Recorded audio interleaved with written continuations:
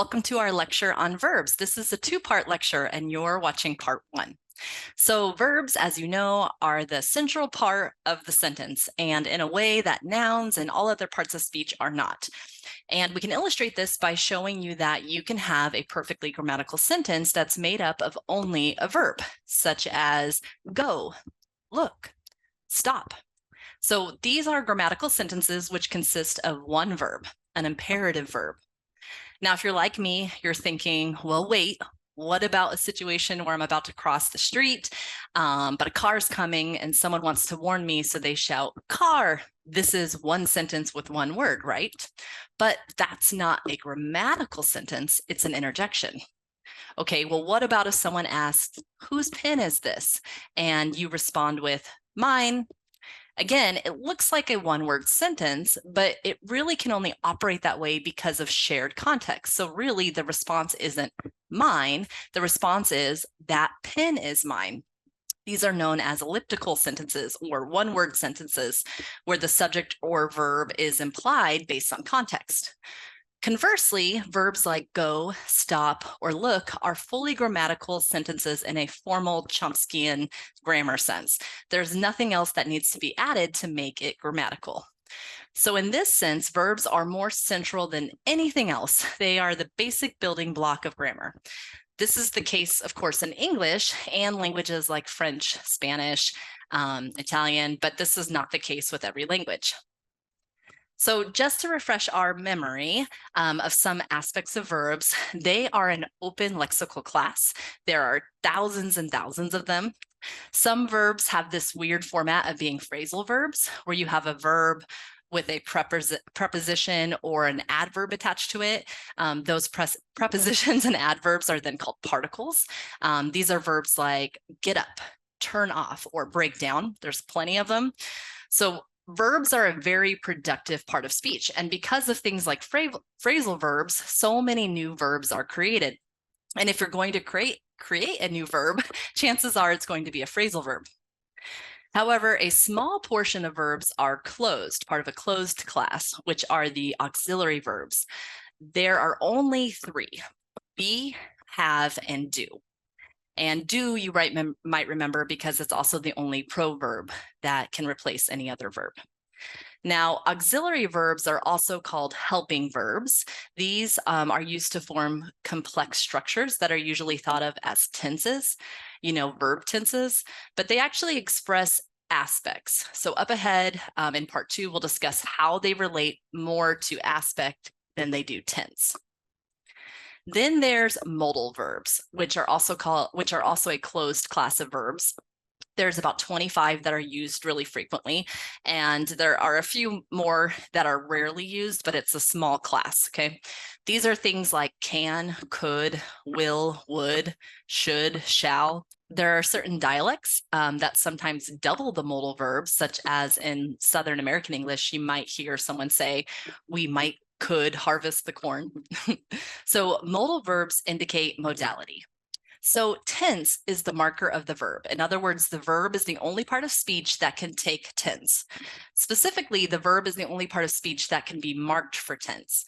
In English, there are actually only two tenses, the past and the non-past. Contrary to common belief, English does not have a separate future tense. To express future actions, English uses modal verbs like will or constructions such as going to. For example, we have forms like future simple, will go, future perfect, will have gone, future continuous, will be going, and future perfect continuous, will have been going. However, these forms do not constitute a future tense. Rather, they express different aspects of future actions. So the verb leaving in I am leaving for Paris tomorrow demonstrates how verbs can indicate future time without being in a future tense. Similarly, leaving in he was leaving when I got there is in the same form but refers to a past action. So tense is a morphological feature, often marked by changes like adding ed for the past tense. Other verbal forms like have spoken reflect aspect rather than tense.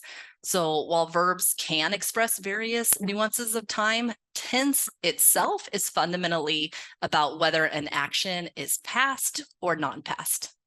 One additional thing I want to cover again regarding the person and number aspect is the agreement concord of verbs.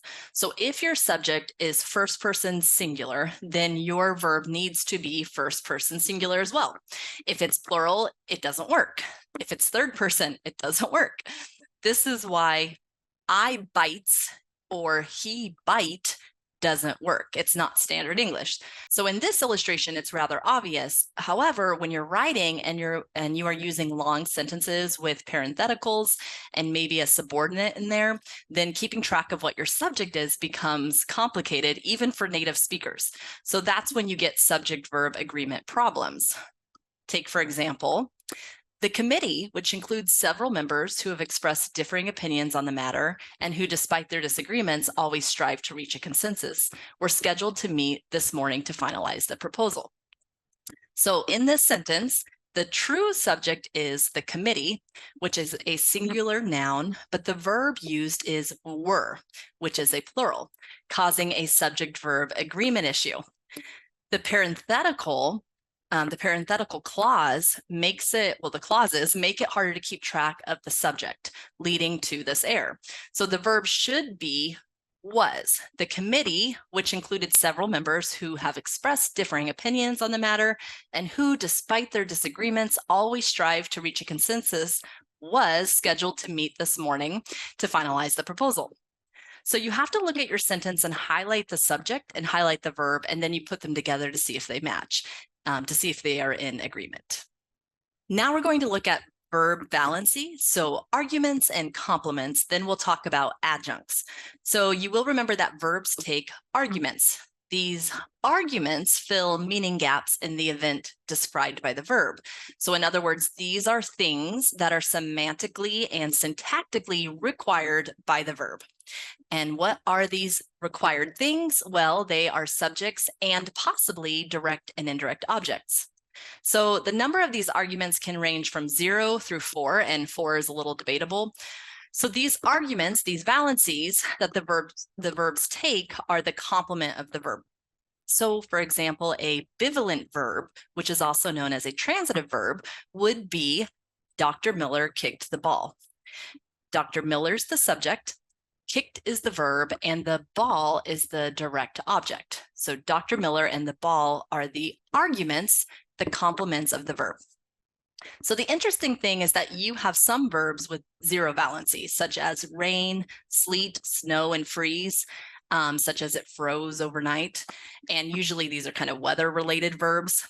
What you get in these situations is an empty subject, which is usually the word it. So what it means is that there's nobody doing the action. There's nothing doing the action. It's just the action in itself, right? So who is doing the freezing? It. That's why it's called a dummy subject. Well, what about monovalent? They have 1 valency. These are intransitive verbs. They only take the subject, such as Dr. Miller laughs. Bivalent, as we said before, the transitive verbs. Trivalent are ditransitive verbs. So you have to have a subject, an indirect object, and a direct object. So this would be a verb like give. Dr. Miller gave the students homework. Dr. Miller is the subject, homework is the direct object, and the students is the indirect object. So this has 3 valencies. Now, as I said, there are some quadrivalent verbs, but one of the arguments is always optional. So using the verb bet, I can say, I bet you $1,000. And you could say something is missing. What are you betting on? Well, I can say, I bet you $1,000 that I can run a mile under 5 minutes. So the circumstantial, so this is constructed of a subject, an indirect object, a direct object, plus a circumstantial. So the circumstantial is the part of the utterance where I say that I can run a mile under 5 minutes. So there are a few verbs like that, such as buy, sell. You know, you can say I bought a house for $100,000 from John. That would be a steal. John got duped. So you have, but in this example, you have 4 arguments. You have to have the seller, you have to have the buyer, and the object that you are buying and selling, and a price. But again, you can say, I bought a house for $100,000 and nothing is missing, right? I mean, you're not saying who sold you the house. We left John out, right? But this missing information is not as bad as saying Mary gave, right? Mary gave what? So in this sense, quadrivalent verbs are not that common. But again, to go back to the question about the complements, subjects and direct objects are complements.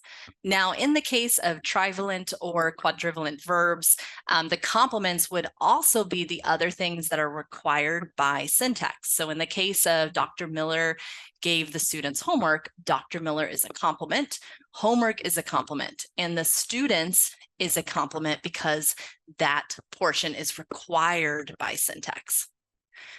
So that's complements, and this is contrasted with adjuncts. An adjunct is anything that is attached to a verb that's not a complement. So if I say Dr. Miller gave the students homework in the class is an adjunct, but why is it an adjunct? Well, because it's not required semantically. If I say Dr. Miller gave the students, gave what? Something's missing, right? But if I say Dr. Miller gave the students homework, we don't feel that something is missing. So in the class is an adjunct. It's not required by syntax and semantics, whereas complements are. So let's now look at another topic, copular verbs. These are called linking verbs. So these are verbs like be, seem, appear, look, elect, became. Now, copular verbs, linking verbs, are different from verbs with valencies, the verbs we just talked about a second ago, the intransitive, transitive, ditransitive, for example. So the regular verbs we talked about just a second ago connect to subjects and possibly direct and indirect objects, depending on the verb.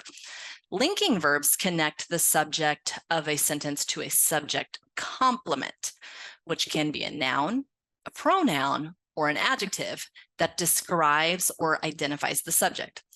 So earlier we talked about arguments, about valencies, and copular verbs can also get the same number of complements that regular verbs can. The non-copular verbs can also get. So to understand this, though, you need to understand that copular verbs do not take direct and indirect objects.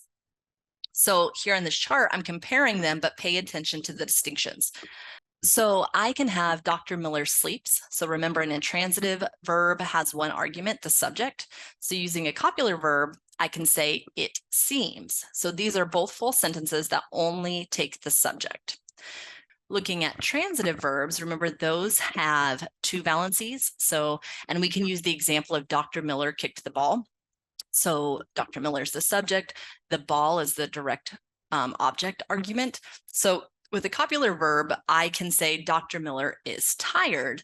So in both of these utterances have a subject, but notice that tired is not a direct object. It is actually an adjective complement.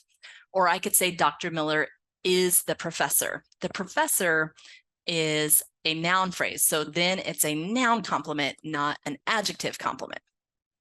So remember, looking at ditransitive verbs, you have to have a subject, an indirect object, and a direct object. And we use the example, Dr. Miller gave the students homework. So with a copular verb, I can say Dr. Miller elected him president.